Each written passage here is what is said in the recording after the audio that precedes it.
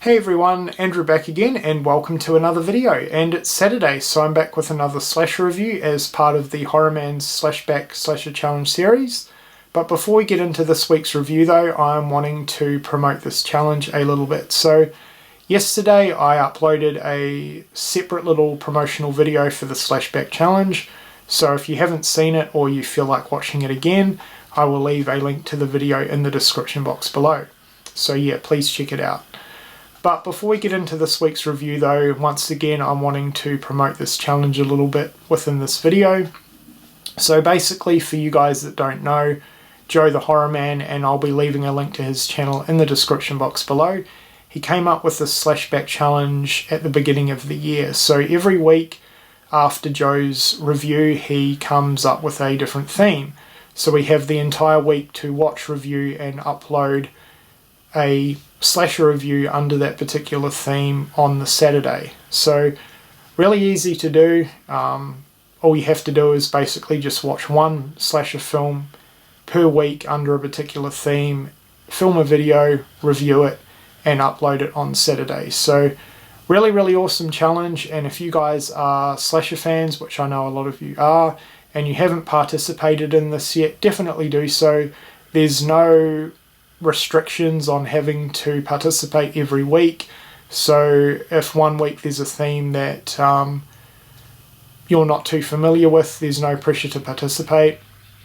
But I definitely think more people need to get involved with this. Joe puts a lot of time and effort into this series and it's absolutely awesome. He's doing a fantastic job, and as I said, it's been going since the beginning of the year. So definitely get involved if you're interested. If you feel like talking about slashers, you want to review a slasher and upload your review on Saturdays, definitely get involved with this. So like I said, I'll leave a link to my promotional video in the description box below, along with a link to Joe's channel in the description box below if you want to talk to him more about the challenge.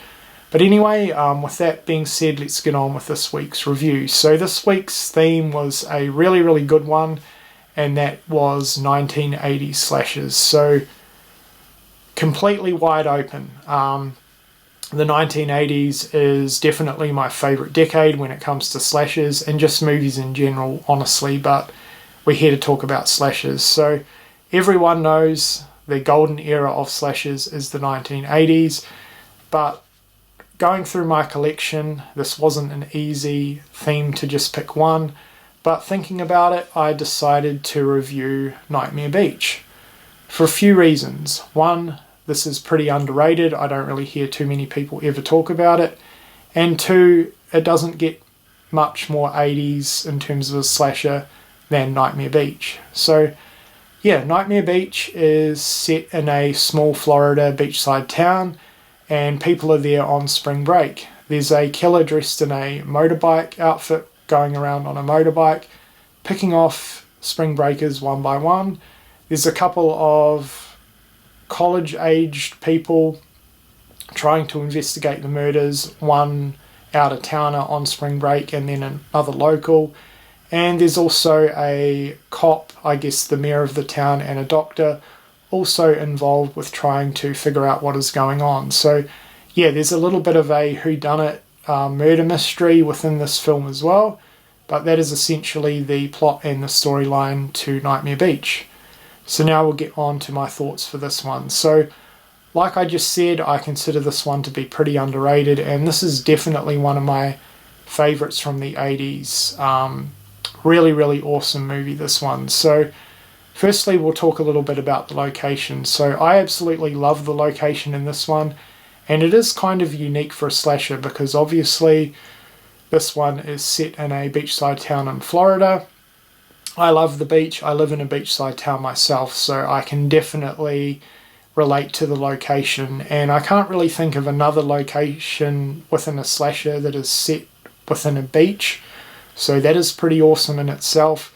Plus I love the fact that the majority of this movie is filmed during the day. So that's pretty awesome in itself. And I love the warm weather vibe that you get throughout this movie as well. It's just a really awesome location for a slasher, and it works really well. The characters, for the most part, there's some cheesy sort of side characters, which is to be expected for this sort of film. But the main characters, I'm really, really impressed with. I like them a lot. So normally in a slasher, you don't really often get in-depth character storylines, and you certainly normally don't get sensible and smart characters.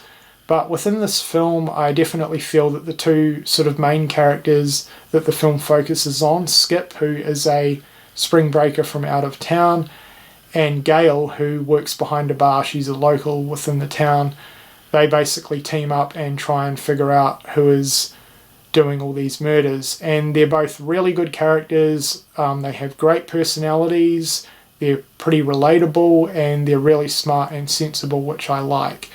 There's some other pretty good characters within this film as well, like the police officer that's trying to investigate the murders, along with, I guess, the mayor of the town and the doctor. So, yeah, there's a few different people trying to investigate what is going on within the storyline, which is really, really good.